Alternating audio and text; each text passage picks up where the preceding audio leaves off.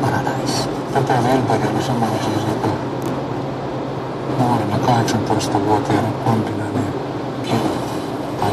kiinnitin huomioni 18-vuotiaana nimenomaan silloin, kun hän lauloi Jormasissa.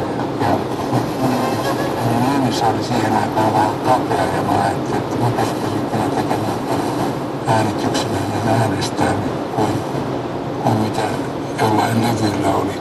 Ja sitten mä yritin saada häntä mukaan joihin, jossa piti säveltää koko joukko runoja. Ja siitä sitten syntyi levy, joka kantaa nimeä Niin vähän on aikaa, joka on joidenkin mielestä, mä en tässä itseäni halua korostaa erityisesti, joidenkin mielestä suomalaisen popmusiikin.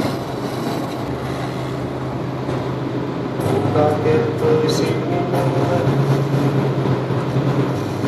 kun ihmiset tulevat tykät ja vieraat ja heillä ihmiset pansarikasvot, niin ruiset kasvot ja täytetyn linnun silmät.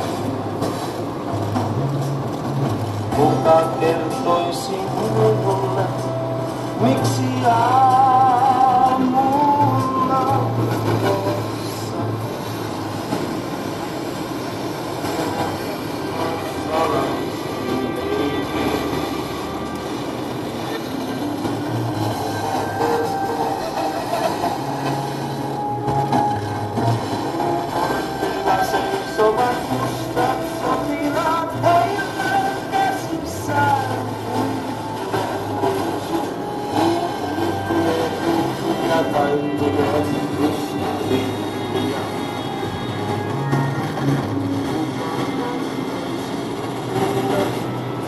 Yeah.